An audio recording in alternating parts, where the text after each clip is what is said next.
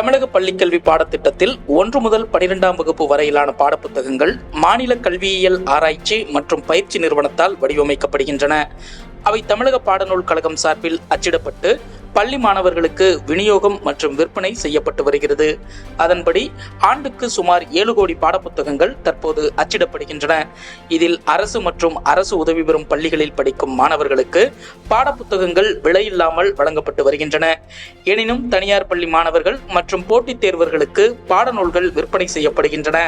இந்நிலையில் 5 ஆண்டுகளுக்கு பின்னர் பள்ளி பாட புத்தகங்களின் விலை ரூபாய் 40 முதல் ரூபாய் 90 வரை உயர்த்தப்பட்டுள்ளது. காகிதங்களின் விலை உயர்வு உள்ளிட்ட காரணங்களால் புத்தகங்களின் விலை உயர்த்தப்பட்டுள்ளதாக தமிழக பாடநூல் கழகம் தரப்பில் விளக்கமளிக்கப்பட்டுள்ளது. எனினும் பாடநூல் விலையேற்றத்துக்கு தனியார் பள்ளிகள் தரப்பில் எதிர்ப்புகள் எழுந்துள்ளன என்பது குறிப்பிடத்தக்கது. ஒவ்வொரு ஆண்டும் சுதந்திர தின விழா கொண்டாடப்படும் போது விடுதலை போராட்ட வீரர்கள், அரசியல் கட்சி தலைவர்கள், பொது பிரமுகர்களுக்கு தேநீர் விருந்து வழங்குவது ஆளுநரின் வழக்கமான நடவடிக்கையாகும். அதன்படி வியாழக்கிழமை நடைபெறும் சுதந்திர தின விழாவையொட்டி பல்வேறு அரசியல் கட்சியினருக்கும் தமிழக ஆளுநர் RN ரவி தேநீர் விருந்துக்கு அழைப்பு விடுத்துள்ளார். ஆனால் இந்த தேநீர் விருந்தை புறக்கணிப்பதாக திமுக கூட்டணி கட்சிகளான காங்கிரஸ், மார்க்சிஸ்ட், விடுதலை சிறுத்தைகள் ஆகியவை அறிவித்துள்ளன. ஆளுநரின் தொடர் தமிழ்நாடு விரோத நடவடிக்கைகளின் காரணமாக இந்த நிகழ்வை புறக்கணிக்கிறதாக அக்கட்சிகள் கூறியுள்ளன. தமிழக முதல்வர் வரும் ஆகஸ்ட் 27ஆம் தேதி அமெரிக்கா செல்ல உள்ள நிலையில் அதற்கு ஒப்புதல் அளிக்கவும் பல்வேறு புதிய திட்டங்களுக்கு ஒப்புதல் அளிக்கவும் தமிழக அமைச்சரவை கூட்டம் செவ்வாய்க்கிழமை தலைமைச் செயலகத்தில் நடைபெற்றது. இந்த கூட்டத்தில் ரூபாய் 44,125 கோடியில் 15 முதலீட்டு திட்டங்களுக்கு அனுமதி அளிக்கப்பட்டுள்ளதுடன் பசுமை எரிசக்தி சார்ந்த 3 கொள்கைகளுக்கும் ஒப்புதல் தரப்பட்டதாக அமைச்சர் தங்கம் தென்னரசு தெரிவித்தார். சென்னை டிபி சத்திரம் பகுதியில் போலீசாரை பீர் பாட்டிலால் தாக்கி தப்பிக்க முயன்ற ரவுடியை பெண் SI கலைச்செல்வி துப்பாக்கியால் சுட்டு பிடித்தார். துப்பாக்கிச் சூட்டில் வலது காலில் காயம் ஏற்பட்டு அங்கேயே சுருண்டு விழுந்த ரவுடி ரோஹித்ராஜ் கீழ்ப்பாக்கம் அரசு மருத்துவமனையில் சிகிச்சைக்காக அனுமதிக்கப்பட்டார். ரவுடியை துணிச்சலாக துப்பாக்கியால் சுட்டு பிடித்த பெண் காவல் உதவி ஆய்வாளரை சென்னை காவல் ஆணையர் அருண் பாராட்டினார். ரவுடி ரோஹித்ராஜ் மீது 3 கொலை வழக்கு உட்பட 13 வழக்குகள் நிலுவையில் உள்ளன. பேருந்து கட்டணத்தை உயர்த்துவது குறித்து எந்த ஒரு கருத்துருவும் தமிழக அரசிடம் இல்லை. பொதுமக்களுக்கு இடையூறு ஏற்படுத்தும் எந்த திட்டத்தையும் தமிழக அரசு செயல்படுத்தாது என்று போக்குவரத்து துறை விளக்கமளித்துள்ளது. முன்னாள் அமெரிக்க அதிபரும் குடியரசுக் கட்சியின் அதிபர் வேட்பாளருமான டொனால்டு டிரம்பை நேர்காணல் செய்துள்ளார் எக்ஸ் தள உரிமையாளர் எலான் மாஸ்க்.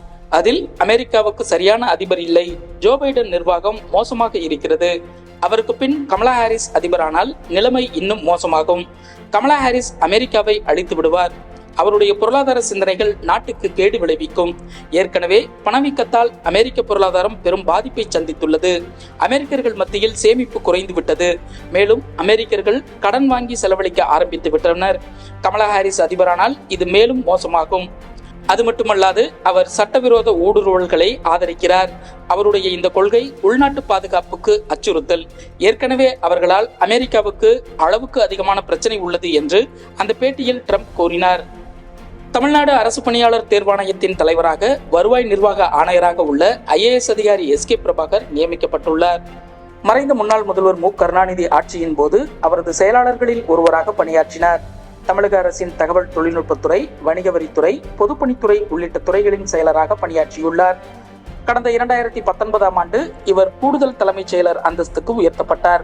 கடந்த 2021இல் திமுக ஆட்சி பொறுப்பேற்ற நிலையில் முதல்வர் மு ஸ்டாலின் இவரை உள்துறை செயலராக நியமித்தார்.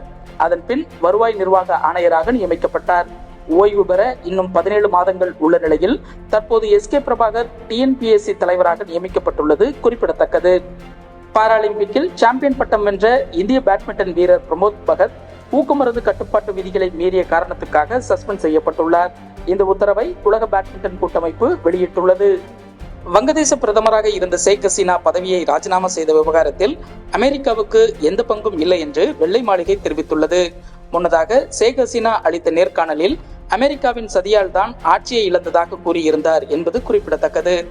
இதனிடையே காவல்துறையினர் நடத்திய துப்பாக்கிச் சூட்டில் மளிகை கடைக்காரர் ஒருவர் கொல்லப்பட்டது தொடர்பாக வங்கதேச முன்னாள் பிரதமர் ஷேக் ஹசீனாவுக்கு எதிராக அந்நாட்டில் கொலை வழக்கு பதிவு செய்யப்பட்டுள்ளது. இதனிடையே வங்கதேசத்தில் நடந்த மாணவர் போராட்டம் காரணமாக மூடப்பட்ட அனைத்து தொடக்க பள்ளிகளும் சுமார் 1 மாதத்துக்கு பிறகு புதன்கிழமை மீண்டும் திறக்கப்பட உள்ளன. கொல்கத்தாவில் உள்ள ஆர்ஜிகர் மருத்துவக் கல்லூரி மருத்துவமனையில் பயிற்சி பெண் மருத்துவர் ஒருவர் பாலியல் வன்கொடுமைக்கு உள்ளாக்கப்பட்டு கொலை செய்யப்பட்ட வழக்கை சிபிஐ விசாரணைக்கு மாற்றி கொல்கத்தா உயர்நீதிமன்றம் உத்தரவிட்டுள்ளது. மேலும் இந்த கொலை குறித்து கல்லூரியின் முதல்வர் ஏன் காவல் நிலையத்தில் வழக்கு பதிவு செய்யவில்லை, இயற்கைக்கு மாறான மரண வழக்கு என பதியப்பட்டிருப்பது ஏன்? சம்பவம் நடந்த மருத்துவமனையில் இருந்து விலகிய முதல்வர் சந்தீப்குமார் கோஸுக்கு சில மணி நேரங்களுக்கு பிறகு மற்றொரு மருத்துவக் கல்லூரியின் முதல்வர் பதவி எப்படி வழங்கப்பட்டது?